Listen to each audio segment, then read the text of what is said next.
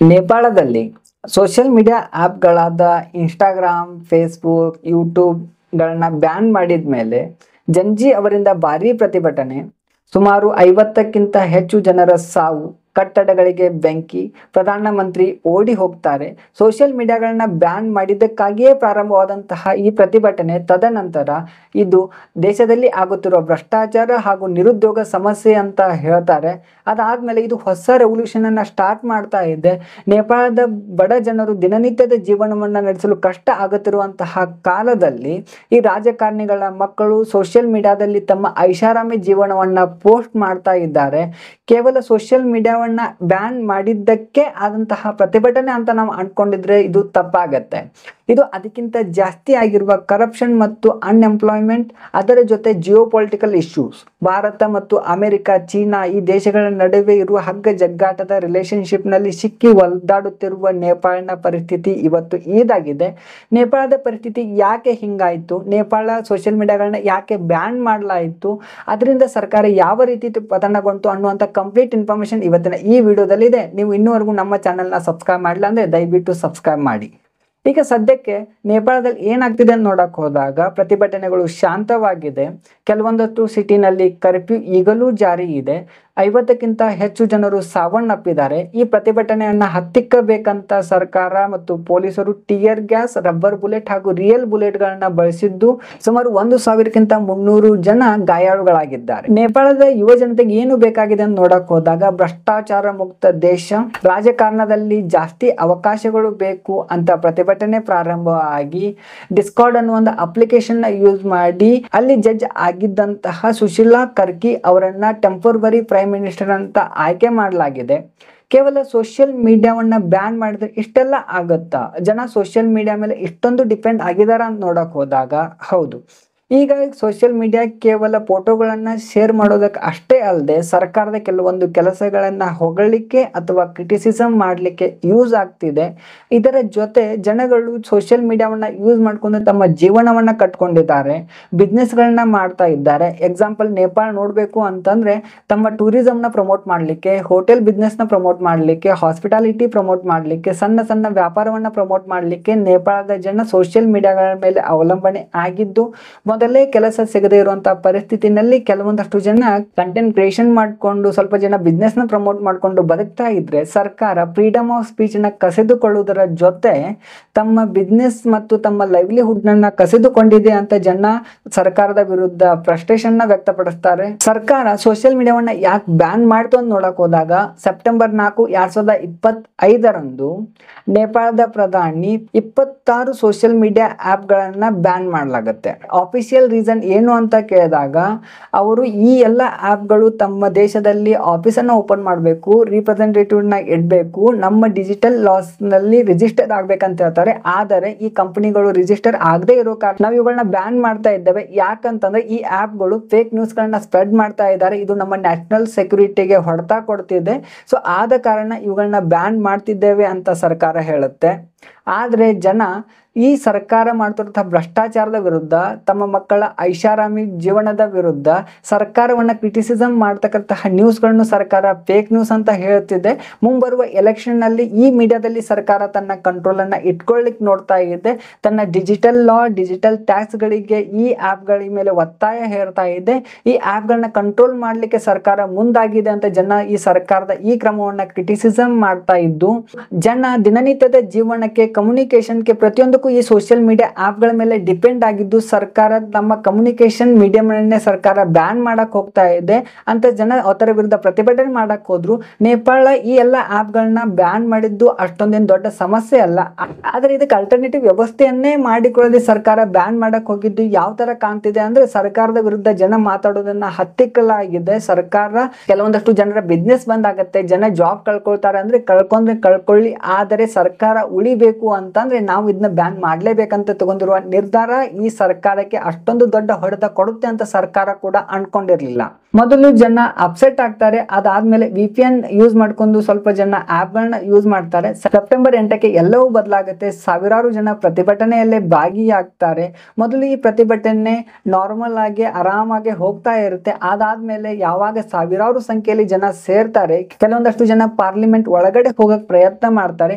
ಅವಾಗ ಈ ಪ್ರತಿಭಟನೆಯನ್ನ ಹತ್ತಿಕ್ಬೇಕು ಅಂತಹ ಪೊಲೀಸರು ಕೆಲವೊಂದು ಸಾರಿ ಫೈರಿಂಗ್ ಮಾಡಿದಾಗ 19 ಜನ ಸಾವಿಗೀಡಾಗ್ತಾರೆ. ಸರ್ಕಾರಕ್ಕೆ ಇದೆಲ್ಲವೂ ಕೈ ಮೀರಿ ಹೋಗ್ತಾ ಇದೆ, ನಾ ಈ ಬ್ಯಾನ್ ವಾಪಸ್ ತಗೋಬೇಕು ಅಂತ ಥಿಂಕ್ ಮಾಡೋದಕ್ಕಿಂತನೇ ಮುಂಚೆ ಸಾಕಷ್ಟು ಡ್ಯಾಮೇಜ್ಗಳಾಗುತ್ತೆ. ಸರ್ಕಾರ ಇದನ್ನ ಹತ್ತಿಕ್ಕಲಿಕ್ಕೆ ಮಾಡ್ತಿರುವಂತಹ ಪ್ರಯತ್ನಗಳ ವಿಡಿಯೋಗಳು ಸೋಷಿಯಲ್ ಮೀಡಿಯಾದಲ್ಲಿ ವೈರಲ್ ಆಗ್ತಿದ್ದಂತೆ ದೇಶಾದ್ಯಂತ ಪ್ರತಿಭಟನೆಗಳು ಪ್ರಾರಂಭ ಆಗುತ್ತೆ. ಸರ್ಕಾರ ಇದನ್ನು ಇಂಟೆನ್ಷನಲಿ ಹತ್ತಿಕ್ಕಬೇಕು ಅನ್ನುವಂತಹ ಪ್ರಯತ್ನಕ್ಕೆ ಮುಂದಾಗಿರುವುದು ಜನರ ಆಕ್ರೋಶಕ್ಕೆ ಗುರಿ ಆಗುತ್ತೆ. ಜನರ ಫ್ರೀಡಮ್ ಆಫ್ ಸ್ಪೀಚ್ ನ ಕಸಿದುಕೊಳ್ಳೋದ್ರ ಜೊತೆ ಜನರ ಬಿಸ್ನೆಸ್ ಅನ್ನ ಕಸಿದುಕೊಳ್ಳುತ್ತಿದೆ. ಜನರ ಜೀವನ ಮಾಡ್ಲಿಕ್ಕೂ ಆಗದಿರುವಂತ ಕಷ್ಟದ ಸಮಯಕ್ಕೆ ದೂಡ್ತಾ ಇದೆ ಅಂತ ಅರಿತ ಜನ ಫ್ರಸ್ಟ್ರೇಷನ್ ಅಲ್ಲಿ ಪ್ರತಿಭಟನೆ ಮಾಡಕ್ ಸ್ಟಾರ್ಟ್ ಮಾಡ್ತಾರೆ. ಇಲ್ಲಿವರೆಗೂ ಶಾಂತ ರೀತಿಯಲ್ಲಿ ನಡೆದ ಇದ್ದಂತಹ ಪ್ರತಿಭಟನೆ ಸಡನ್ ಆಗಿ ಕ್ರೂರ ರೂಪವನ್ನ ತಾಳುತ್ತೆ. ಸರ್ಕಾರದ ಪಾರ್ಲಿಮೆಂಟ್ಗೆ ಬೆಂಕಿಯನ್ನು ಹಚ್ಚಲಾಗುತ್ತೆ, ಸುಪ್ರೀಂ ಕೋರ್ಟ್ಗೆ ಬೆಂಕಿ ಹಚ್ಚಲಾಗುತ್ತೆ, ಪ್ರೈಮ್ ಮಿನಿಸ್ಟರ್ ಮನೆಗೆ ಬೆಂಕಿ ಹಚ್ಚಲಾಗುತ್ತೆ, ಎಕ್ಸ್ ಪ್ರೈಮ್ ಮಿನಿಸ್ಟರ್ ಹೆಂಡತಿಯನ್ನ ಸುಟ್ಟು ಕೊಲ್ಲಲಾಗುತ್ತೆ. ಇದೆಲ್ಲವನ್ನ ನೋಡಿದ ಪೊಲೀಸರು ಇದನ್ನ ನಮ್ಮಿಂದ ಕಂಟ್ರೋಲ್ ಮಾಡಕ್ ಆಗಲ್ಲ ಅಂತ ಅವರು ಕೈ ಎತ್ತಾರೆ. ರಾಜಕಾರಣಿಗಳು ಒಬ್ಬೊಬ್ಬರೇ ಓಡಿ ಹೋಗೋ ಪ್ರಯತ್ನಗಳನ್ನ ಮಾಡ್ತಾರೆ. ಹೆಲಿಕಾಪ್ಟರ್ ಇಂದ ಎಸ್ಕೇಪ್ ಆಗ್ತಾರೆ. ಪ್ರೈಮ್ ಮಿನಿಸ್ಟರ್ ಆರ್ಮಿ ಬೇಸ್ಗೆ ಎಸ್ಕೇಪ್ ಆಗ್ತಾರೆ. ಕೆಲವೊಂದಷ್ಟು ಕೈದಿಗಳು ಜೈಲಿಂದ ಹೊರಗಡೆ ಬರ್ತಾರೆ. ಈ ಪ್ರತಿಭಟನೆ ಉಗ್ರ ರೂಪವನ್ನ ತಾಳುತ್ತೆ. ಸಿಕ್ಕಲ್ಲಿ ರಾಜಕಾರಣಿಗಳನ್ನ ಹೊಡಿಲಿಕ್ಕೆ ಪ್ರಾರಂಭಿಸ್ತಾರೆ. ಅದಾದ ನಂತರ ಆರ್ಮಿ ಬರುತ್ತೆ, ಎಲ್ಲವನ್ನ ಶಾಂತ ರೀತಿಯಿಂದ ಹತ್ತಿಕ್ಕಲು ಪ್ರಯತ್ನ ಮಾಡುತ್ತೆ. ಇದಾದ ನಂತರ ದೇಶದ ಯುವ ಜನತೆ ಸುಶೀಲಾ ಕರ್ಕಿ ಅವರನ್ನ ಟೆಂಪರರಿ ಪ್ರೈಮ್ ಮಿನಿಸ್ಟರ್ ಅಂತ ಆಯ್ಕೆ ಮಾಡ್ತಾರೆ. ಆದರೆ ಇಲ್ಲಿವರೆಗೂ ಸುಟ್ಟು ಕರಕಲಾಗಿರುವಂತಹ ಆಫೀಸ್ಗಳು, ಡ್ಯಾಮೇಜಸ್ಗಳು, ಸತ್ತಿರುವಂತಹ ವ್ಯಕ್ತಿಗಳು ಇದನ್ನೆಲ್ಲವನ್ನ ಫಿಕ್ಸ್ ಮಾಡ್ತಾರ. ನೇಪಾಳದಲ್ಲಿ ಯಾಕೆ ಹಿಂಗ್ ಆಯ್ತು ಅಂತ ನೋಡಕ್ ಹೋದಾಗ ನೇಪಾಳನ ಹಿಸ್ಟ್ರಿಯಲ್ಲಿ ಯಾವುದೇ ಒಂದು ಸರ್ಕಾರ ಸ್ಥಿರವಾಗಿ ನಿಂತಿರೋದು ಕಾಣ್ತಾ ಇಲ್ಲ. 1951ರವರೆಗೂ ದೇಶದಲ್ಲಿ ರಾಜರ ಆಡಳಿತ, ಪವರ್ಫುಲ್ ಫ್ಯಾಮಿಲಿಗಳ ಆಡಳಿತ ಇತ್ತು. ಜನಸಾಮಾನ್ಯರನ್ನ ಆಡಳಿತದಿಂದ ದೂರ ಇಡಲಾಗಿತ್ತು. ಅದಾದ ನಂತರ ದೇಶದಲ್ಲಿ ಡೆಮಾಕ್ರಸಿ ಸ್ಟಾರ್ಟ್ ಆಗುತ್ತೆ. ಮತ್ತೆ 1961ರಲ್ಲಿ ಮಹೇಂದ್ರ ಅನ್ನುವಂತಹ ರಾಜ್ಯ ಈ ಪೊಲಿಟಿಕಲ್ ಪಾರ್ಟೀಸ್ ಗಳನ್ನ ಬ್ಯಾನ್ ಮಾಡಿ ತನ್ನದೇ ಆದಂತಹ ಪವರ್ಫುಲ್ ಕಿಂಗ್ಡಮ್ ಅನ್ನ ಮತ್ತೆ ಪ್ರಾರಂಭಿಸ್ತಾರೆ. ಅದಾದ್ಮೇಲೆ ಅವರಿಗೂ ಕೂಡ ಅಪೋಸಿಷನ್ ಸ್ಟಾರ್ಟ್ ಆಗುತ್ತೆ. 1990ರಲ್ಲಿ ಮತ್ತೆ ಡೆಮಾಕ್ರಸಿ ನೇಪಾಳನಲ್ಲಿ ಜಾರಿ ಆಗುತ್ತೆ. 1996 ನಂತರ ಸುಮಾರು 10 ವರ್ಷಗಳ ಕಾಲ ಮತ್ತೆ ಪ್ರತಿಭಟನೆಗಳಾಗತ್ತೆ, ಸಾವುಗಳಾಗತ್ತೆ. ಸುಮಾರು 17,000 ಜನ ಸಾಯ್ತಾರೆ. ಅದಾದ್ಮೇಲೆ ಸುಮಾರು 10 ವರ್ಷಗಳ ಕಾಲ ನಡೆದ ಈ ಯುದ್ಧ 2006ರಲ್ಲಿ ಅಂತ್ಯ ಆಗತ್ತೆ. 2008ರಲ್ಲಿ ಮತ್ತೆ ಡೆಮಾಕ್ರಸಿ ಪ್ರಾರಂಭ ಆಗುತ್ತೆ. 2008ರಿಂದ 2015 ಈ 17 ವರ್ಷಗಳ ಕಾಲ ನೇಪಾಳ 14 ಸರ್ಕಾರಗಳನ್ನ ನೋಡಿದೆ. ಈ 14 ಸರ್ಕಾರಗಳಲ್ಲಿ ಯಾವುದೇ ಒಂದು ಸರ್ಕಾರ ಕೂಡ 5 ವರ್ಷಗಳ ಅವಧಿಯನ್ನ ಸಂಪೂರ್ಣ ಮಾಡಿಲ್ಲ.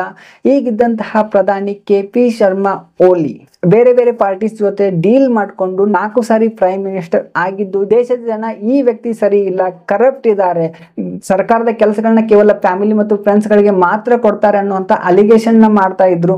ನೇಪಾಳದಲ್ಲಿ ಹಣದ ಸಮಸ್ಯೆ ತುಂಬಾನೇ ಇದೆ. ಒಂದು ಕಡೆ ಜಾಬ್ಗಳು ಸಿಗ್ತಾ ಇಲ್ಲ, ಇನ್ನೊಂದು ಕಡೆ ದೇಶದ ಜನ ಕೆಲಸಕ್ಕಾಗಿ ಬೇರೆ ದೇಶಗಳಿಗೆ ವಲಸೆ ಹೋಗ್ತಾರೆ.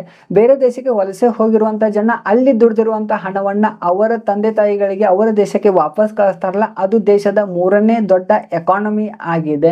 ಹೀಗಿರುವಾಗ ಅಲ್ಲಿ ಇರುವಂತ ಸ್ವಲ್ಪ ಜನ ಸೋಷಿಯಲ್ ಮೀಡಿಯಾಗಳನ್ನ ಯೂಸ್ ಮಾಡಿಕೊಂಡು ಸ್ವಲ್ಪ ಹಣವನ್ನ ಗಳಿಸಿ ಹೇಗೋ ಸ್ವಲ್ಪ ಜೀವನವನ್ನ ನಡೆಸ್ತಾ ಇದ್ರೆ ಸರ್ಕಾರ ಸೋಷಿಯಲ್ ಮೀಡಿಯಾಗಳನ್ನ ಬ್ಯಾನ್ ಮಾಡಿ ಅವರ ದಿನನಿತ್ಯ ಜೀವನದ ಆದಾಯವನ್ನ ಹಾಳು ಮಾಡಿರೋದು ಜನರ ಕಣ್ಗಣ್ಣಿಗೆ ಗುರಿ ಆಯ್ತು.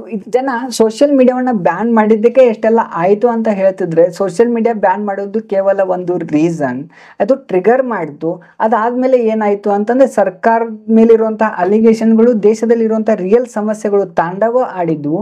ಇಲ್ಲಿಯ ರಾಜಕಾರಣಿಗಳು ರೋಡು ಮತ್ತು ಶಾಲೆಗೆ ಅಂತ ಇಟ್ಟಂತ ಹಣವನ್ನ ಲೂಟಿ ಮಾಡ್ತಾ ಇದ್ದಾರೆ. ತಮ್ಮ ಮಕ್ಕಳಿಗೆ ಐಷಾರಾಮಿ ಜೀವನವನ್ನ ಕೊಡ್ತಾ ಇದ್ದಾರೆ. ದೊಡ್ಡ ದೊಡ್ಡ ಬಂಗಲೆಗಳು ಬದುಕ್ತಾ ಇದ್ದಾರೆ.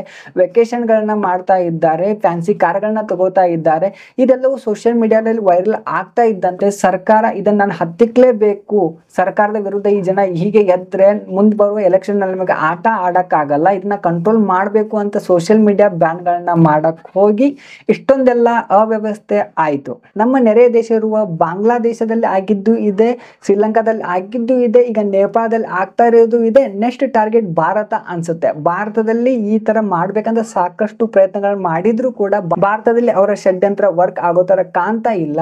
ಇದರ ಹಿಂದೆ ಯಾವುದೋ ಒಂದು ದೊಡ್ಡ ಕೈ ಆಟವನ್ನ ಆಡ್ತಾ ಇದೆ. ನೇಪಾಳದ ಮೇಲೆ ತನ್ನ ಹಿಡಿತವನ್ನ ಹಿಡ್ಕೊಳ್ಬೇಕು ಅಂತ ನೋಡ್ತಾ ಇದೆ. ಜಂಜಿ ಅನ್ನುವಂತ ಮುಖವಾಡವನ್ನ ಹಚ್ಚಿ ದೊಡ್ಡ ದೊಡ್ಡ ದೇಶಗಳು, ದೊಡ್ಡ ದೊಡ್ಡ ರಾಜಕೀಯ ಪಾರ್ಟಿಗಳು ನೇಪಾಳದಲ್ಲಿ ತನ್ನ ಆಟವನ್ನ ಆಡ್ತಾ ಇದ್ದಾವೆ ಅನ್ನೋ ತರ ಕಾಣ್ತಿದೆ. ಇದು ಕೇವಲ ಇಂಟರ್ನಲ್ ಸಮಸ್ಯೆ ಆದ್ರೆ ಎಕ್ಸ್ಟರ್ನಲ್ಲಿ ಭಾರತ ಮತ್ತು ಚೀನಾದ ನಡುವೆ ನೇಪಾಳ ಸಿಕ್ಕಿಕೊಂಡಿದೆ. ಭಾರತದ ಜೊತೆಗೆ ರಿಲೇಶನ್ಶಿಪ್ ಚೆನ್ನಾಗೇ ಇದ್ರೂ ಕೂಡ ಪ್ರೋ ಚೀನಾ ಪರವಾಗಿ ಕೆಲಸ ಮಾಡ್ತಿರೋದ್ರಿಂದ, ಚೀನಾದ ಪರವಾಗಿ ಚೀನಾದ ಜೊತೆ ಚೆನ್ನಾಗಿರೋ ರಿಲೇಶನ್ಶಿಪ್ ನ ಮೇಂಟೈನ್ ಮಾಡ್ತಾ ಇರೋದ್ರಿಂದ ನೇಪಾಳದ ಮೇಲೆ ಚೀನಾದ ಬಲ ಏನಾದ್ರೂ ಹೆಚ್ಚಾಯ್ತು ಅಂತಂದ್ರೆ ಇಂದಲ್ಲ ನಾಳೆ ಭಾರತಕ್ಕೆ ಬಾರ್ಡರ್ ಇಶ್ಯೂ ಸ್ಟಾರ್ಟ್ ಆಗತ್ತೆ, ನೀರಿನ ಸಮಸ್ಯೆಗಳಾಗ್ತಾ ಇದ್ದಾವೆ. ಸ್ವಲ್ಪ ನಾವು ಜೂಮ್ ಔಟ್ ಮಾಡಿ ಮೇಲ್ಗಡೆ ಹೋಗಿ ನೋಡಿದ್ರೆ ಇದು ಕೇವಲ ಇಂಡಿಯಾ ಮತ್ತು ಚೀನಾದ ಇಶ್ಯೂಸ್ ಅಲ್ಲ, ಆಕ್ಚುಲಿ ಇಶ್ಯೂಸ್ ಇರೋದು US ಮತ್ತು China. Who is more powerful ಅನ್ನುವಂತಹ ಕ್ವಶನ್ ಕಾಡುತ್ತೆ. ನೇಪಾಳದ ಮೇಲೆ ಚೀನಾದ ಬಲ ಆದಂತೆ US ನ ಬಲ ಕಡಿಮೆ ಆಗತ್ತೆ. ಹೀಗಾಗಿ ನೇಪಾಳದಲ್ಲಿ ಡೆಮೋಕ್ರಸಿ ಇರಬೇಕು ಅಂತ ಒಂದು ಕಡೆ ಅಮೆರಿಕ ಪ್ರಯತ್ನ ಮಾಡ್ತಾ ಇದ್ರೆ, ಅಮೆರಿಕ ಮತ್ತು ಭಾರತದ ವಿರುದ್ಧ ಇವರ ವ್ಯವಹಾರವನ್ನ ಹದಗೆಡಿಸಬೇಕು, ಕೇವಲ ನಮ್ಮ ಜೊತೆ ಇರಬೇಕು ಅಂತ ಒಂದು ಕಡೆ ಚೀನಾ ಪ್ರಯತ್ನ ಮಾಡ್ತಾ ಇದ್ರೆ, ಇಂಟರ್ನಲಿ ಆಗ್ತಿರ್ತಕ್ಕಂಥ ಇನ್ಫ್ರಾಸ್ಟ್ರಕ್ಚರ್, ಡ್ಯಾಮ್ ಡೆವಲಪ್ಮೆಂಟ್ ಇದೆಲ್ಲಕ್ಕೂ ಚೀನಾ ಫಂಡಿಂಗ್ ಅನ್ನ ಮಾಡ್ತಾ ಇರೋದು ನೋಡಿ ನೇಪಾಳ ಈಗಾಗಲೇ ಬಡತನದಲ್ಲಿದೆ. ಅದರ ಜೊತೆ ಚೀನಾದಿಂದ ಫಂಡಿಂಗ್ ಅನ್ನ ತಗೊಂಡಿರೋದು ದೇಶಕ್ಕೆ ಸರಿಯಲ್ಲ ಅಂತ ಸ್ವಲ್ಪ ಜನ ಕ್ರಿಟಿಸಿಸಮ್ ನ ಮಾಡ್ತಾ ಇದ್ರು. ಹೀಗೆ ಕೇವಲ ಸೋಷಿಯಲ್ ಮೀಡಿಯಾ ಆಪ್ಗಳನ್ನ ಬ್ಯಾನ್ ಮಾಡಿದ್ದು, ದೇಶದಲ್ಲಿ ಆಗ್ತಿರುವಂತಹ ಕರಪ್ಷನ್ ಮತ್ತು ಅನ್ಎಂಪ್ಲಾಯ್ಮೆಂಟ್, ಅದರ ಜೊತೆ ಜಿಯೋ ಪೊಲಿಟಿಕಲ್ ಇಶ್ಯೂ ಇದೆಲ್ಲವೂ ಸೇರಿ ಇವತ್ತು ನೇಪಾಳನ ಈ ಪರಿಸ್ಥಿತಿಗೆ ಕಾರಣ ಆಗಿದೆ. ನೇಪಾಳದಲ್ಲಿ ಮೊದಲೇ ಜಾಬ್ ಇಲ್ಲ, ಜನ ವಲಸೆ ಹೋಗ್ತಾ ಇದ್ದಾರೆ, ಬೇರೆ ದೇಶಗಳಿಗೆ ಹೋಗಿ ದುಡಿತಾ ಇದ್ದಾರೆ. ಸರ್ಕಾರ ಸೋಷಿಯಲ್ ಮೀಡಿಯಾವನ್ನ ಬ್ಯಾನ್ ಮಾಡಿ ದಿನನಿತ್ಯದ ಜೀವನದಲ್ಲಿ ಸ್ವಲ್ಪ ಆದಾಯವನ್ನ ಟೂರಿಸಂ ಮೇಲೆ ಡಿಪೆಂಡ್ ಆಗಿದ್ದು ಸಣ್ಣ ಸಣ್ಣ ಬಿಸ್ನೆಸ್ ಗಳನ್ನ ಪ್ರಮೋಟ್ ಮಾಡಿ ಸೋಷಿಯಲ್ ಮೀಡಿಯಾ ಆಪ್ ಸ್ವಲ್ಪ ಹಣವನ್ನ ಗಳಿಸ್ತಿರುವಂತಹ ಜನರಿಗೆ ತೊಂದರೆ ಮಾಡಿದ್ದು, ಜನ ಫ್ರಸ್ಟ್ರೇಷನ್ ಆಗಿದ್ದು, ಪ್ರತಿಭಟನೆ ಮಾಡಿದ್ದು, ಇವರ ಪ್ರತಿಭಟನೆಯನ್ನ ಬೇರೆ ಯಾರೋ ಒಬ್ರು ಅವರ ಲಾಭಕ್ಕಾಗಿ ಬೆಳೆಸ್ಕೊಂಡಿದ್ದು, ಇದೆಲ್ಲ ಕಾರಣಗಳನ್ನ ನೋಡಿ ನೇಪಾಳದಲ್ಲಿ ಇವತ್ತು ಸರ್ಕಾರ ಪತನಗೊಂಡು. ಇದನ್ನು ನೋಡಿದಾಗ ಅನ್ಸುತ್ತೆ ಯಾವುದೋ ಒಬ್ಬ ವ್ಯಕ್ತಿ ಡಿಸೈಡ್ ಮಾಡ್ದ ಅಂತಂದ್ರೆ ಯಾವುದೋ ಒಂದು ರಾಜಕೀಯ ಪಾರ್ಟಿಯನ್ನ ರಾತ್ರೋರಾತ್ರಿ ಬದಲಾವಣೆ ಮಾಡ್ಬೋದು ಅನ್ನೋ ಅಂತ ಒಂದು ಉದಾಹರಣೆಯನ್ನ ನೇಪಾಳದ ಜಂಜಿ ಇವತ್ತು ಕೊಟ್ಟಿದ್ದಾರೆ. ಇದು ಜನಜಿ ಅವರ ಮುಖವಾಡನ್ನ ಹಚ್ಚಿ ಬೇರೆ ಯಾರು ಇವರ ಹಿಂದೆ ಆಟವಾಡಿದ್ರ ಅಥವಾ ನಿಜವಾಗ್ಲೂ ಸೋಷಿಯಲ್ ಮೀಡಿಯಾವನ್ನ ಬ್ಯಾನ್ ಮಾಡಿದ್ದಕ್ಕೆ ಇದೆಲ್ಲ ಆಯ್ತಾ ಅನ್ನೋದಕ್ಕೆ ಸ್ವಲ್ಪ ದಿನಗಳಲ್ಲಿ ಉತ್ತರ ಸಿಗುತ್ತೆ.